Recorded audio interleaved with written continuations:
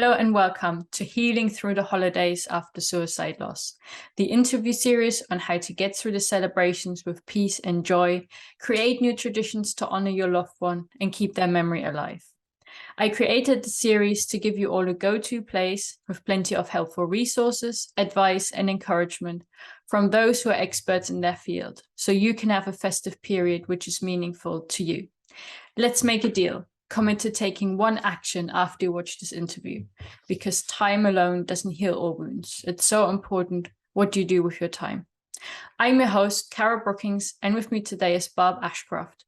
Barb is an author, mentor, and thought leader, and helping others find what they need has always been a driving force for her. Barb's big passion project is Compassion in Action, sharing your care with confidence. There is a big problem out there in the world, and it's how to deal with grief. Barb has created a resource guide by interviewing experts to find tips, tools, and trainings to help us all deal with grief illiteracy. Welcome, Barb. I'm so grateful that you're with us today. Tell us a bit more about your story and how you got here. Thank you, Kara. It's a blessing to be here. Exactly a year ago, I was in quite a state. I had 4 friends that became widows within a matter of weeks, right before the holidays, right before Thanksgiving, right before Christmas. And it was from all different experiences. Suicide was one. COVID was another, all the smoke and the fires was, it was just, it was crazy. But what it did, it really threw me into a tailspin of just how inadequately equipped I was to support and serve these people. And I really wanted to, but my past history would be, just do nothing, shut down and all of that. So I began for myself initially to research. There had to be people out there that knew what to say and what to do. And so I started that whole process. My coach at the time, just when this happened, had asked the question, what is keeping your clients and your family and friends awake at night? And at that point, Kara, I broke into the ugly cry because I could put myself, what about the finances? How am I going to go on? What about all the legal mumbo jumbo? What about who am I now? That person's no longer with me, and just the whole spiritual pastoral connection as well. So it really put me on a path. But my career over 40 years has been to be a hub to gather and pull together resources, create tools, and then to share them. And so it just morphed into something bigger than what I contemplated.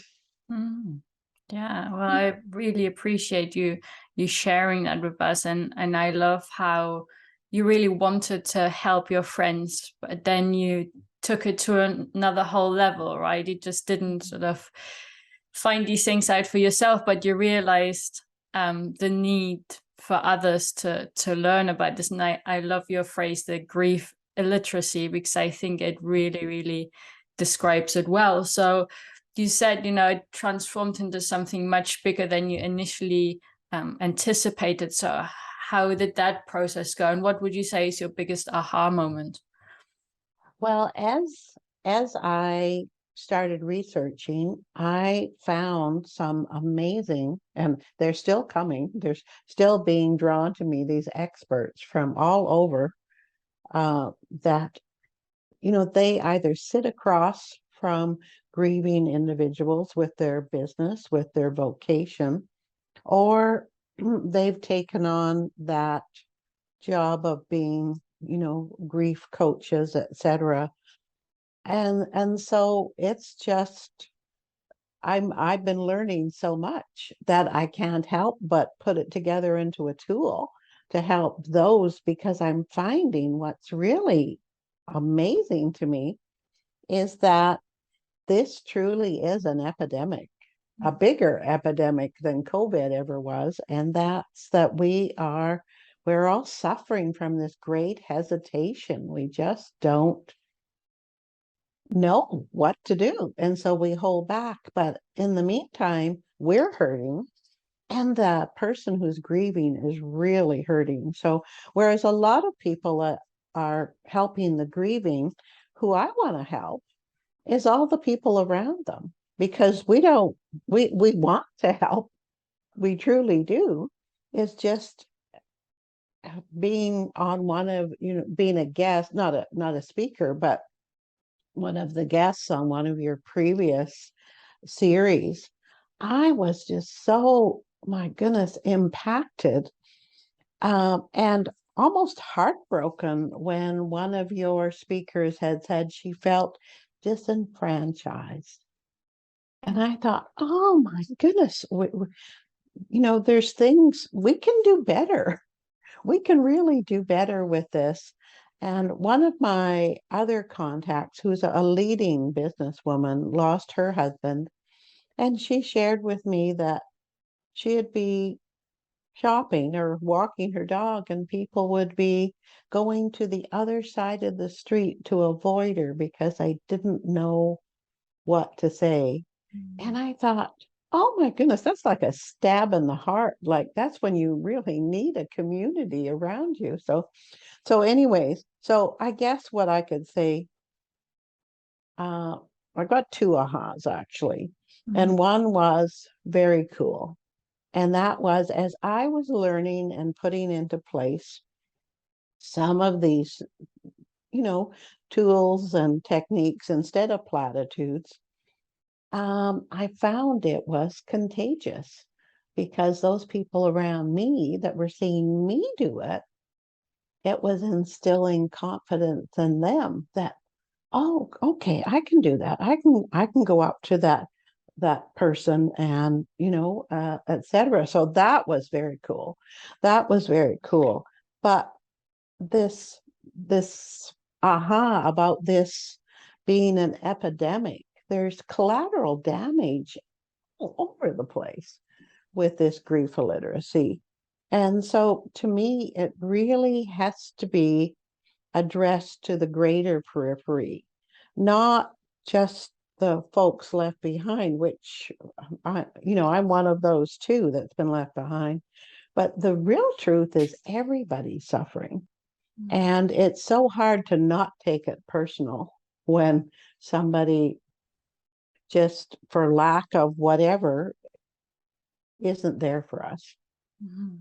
So don't know if I answered all your questions with that, but yes, you did. And again, I really appreciate what you do, because when I first came across you, what I found, we know there's a lot done around suicide prevention and intervention, and the field I'm in is suicide postvention and supporting the bereaved. And what you do is sort of the third angle, if you will, where you educate how to support as grievers. So I was really excited when I came across you and saw what you do. So well, thank you. It's just, how do we build confidence? How do we build confidence to share our care?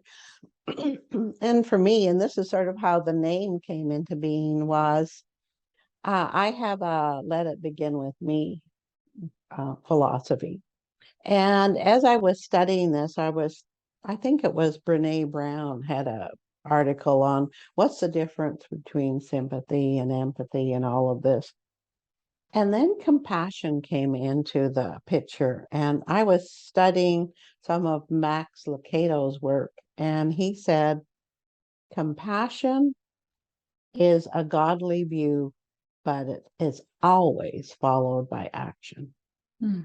You can be compassionate, but there's got to be some action in there. There's got to be no sitting on the fence, not on the sidelines. Somebody's peace of mind is at risk here. And so, that's a big part of what this is all about, is do something. And of course, you always are marvelous with sharing how the bereaved need to be surrounded by non-judgmental, caring, compassionate people. And that's my goal, is just to lessen this grief literacy and help us do a better job. Yeah, definitely. And that's, I talk to those people who are anxious about the upcoming holidays as well, and maybe they can share some of your tips and advice with the people surrounding them so they can get the best support possible.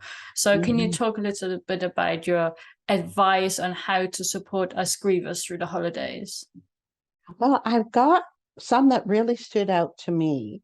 And they're actually, some of these are mentioned because I do have a free gift for folks. And a good friend of mine that actually, was the catalyst for this coming about, was she had sent me some articles around the holidays and how hard it is to be around the holidays when you've lost someone. And some of those nuggets were so good that I put them into my resource guide and my flip book.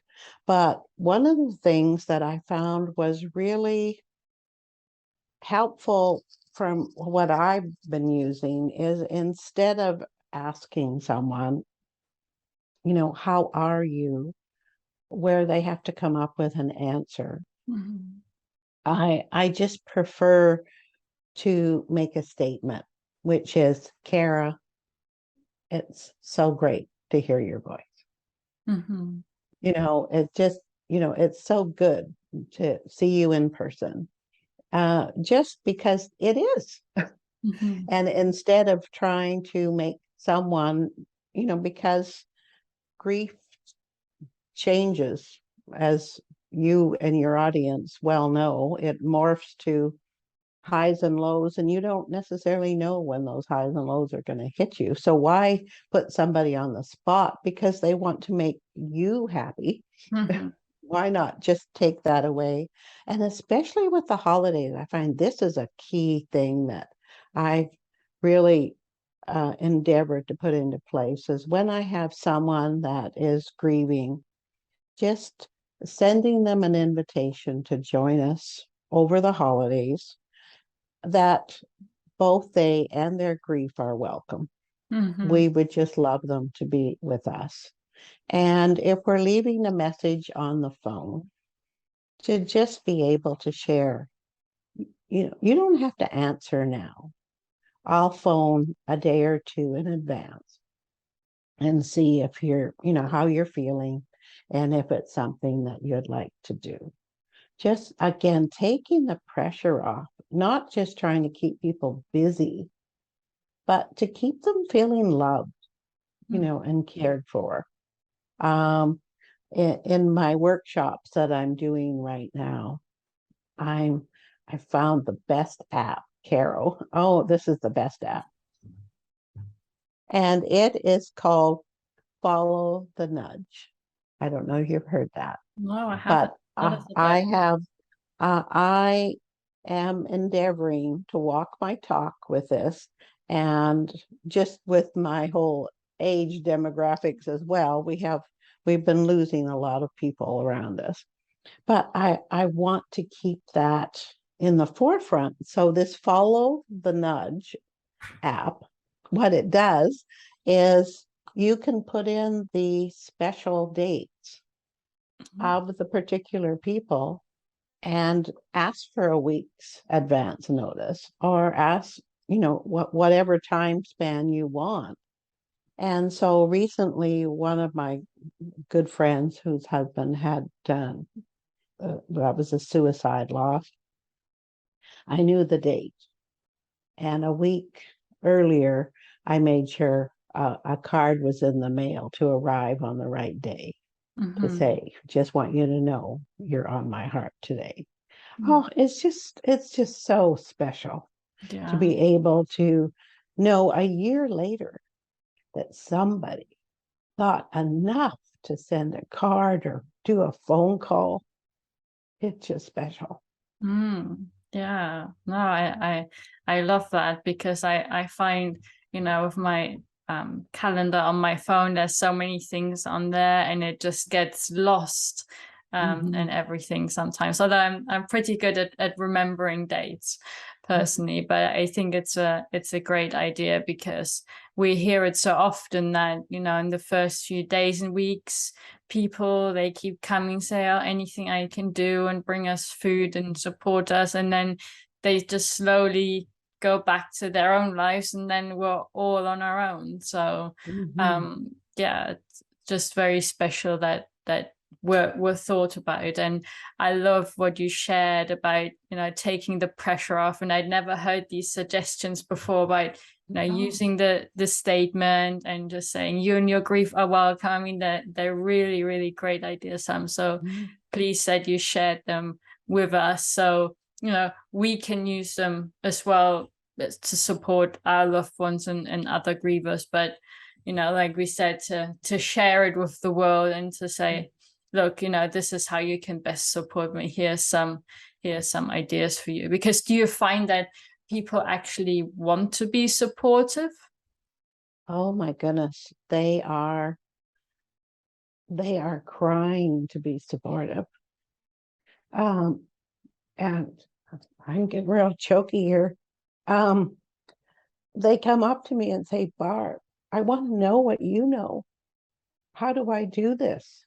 They really want to, but they're just ill-equipped.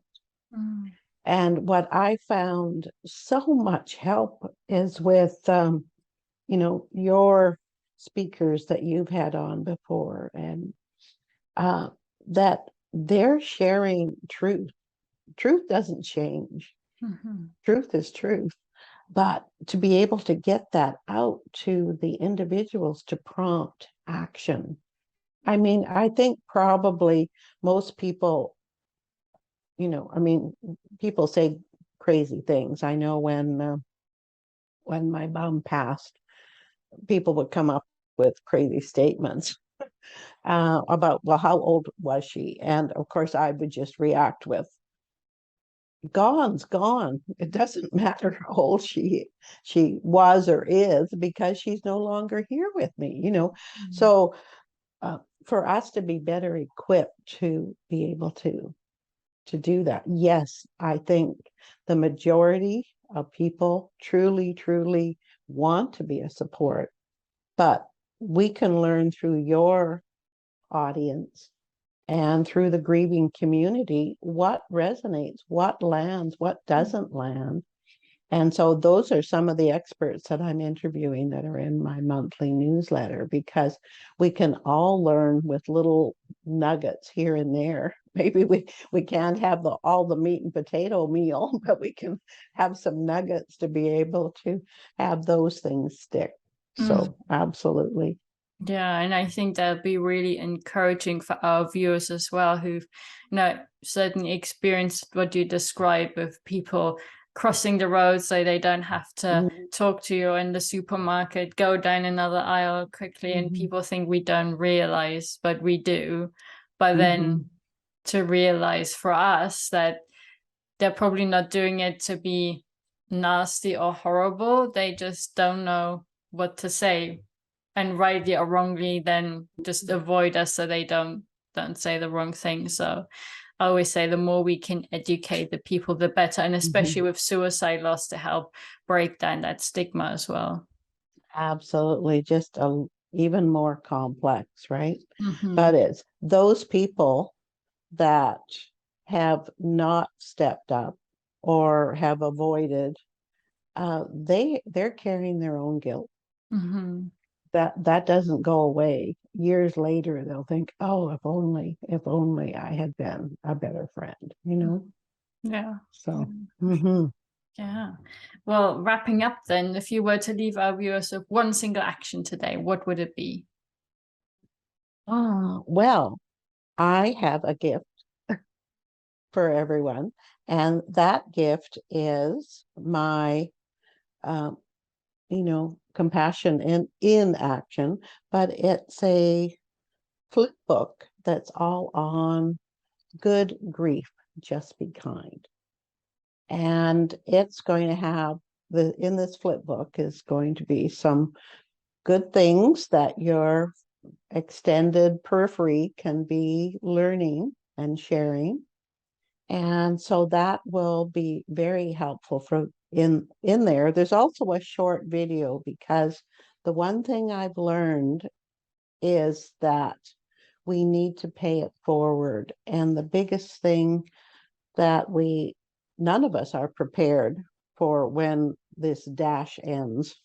And so there's workshops that I've just done a little briefing in there, but I would love for people to obviously grab the free gift. It'll also put them into my newsletter, so they'll get those nuggets, but then share it.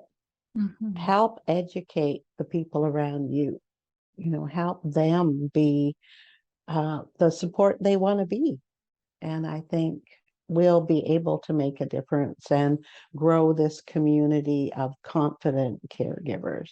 Mm-hmm. Yeah, definitely. And great action step. And thank you so much for offering that gift. And we'll link to it below this video, so anyone who wants to can download it and share it with the people around them. Thank you. Thank you, Caro. Well, thank you so much for speaking with us today, Barb. Do you have any final thoughts? Just wishing everyone a really special holiday, to just savor whatever it is that they can be grateful for now. We're in the holiday season, right? The Canadian Thanksgiving, then the US Thanksgiving, and then all the holiday season after that. But just hanging on to the little goodnesses as we can find them, I think, makes life worth living. Yeah, for sure. Well, thank you again. And to our viewers, be sure to tune in to our next interviews for more advice and encouragement on your suicide bereavement journey through the holidays. Until then, take care and see you in the next interview. Bye-bye.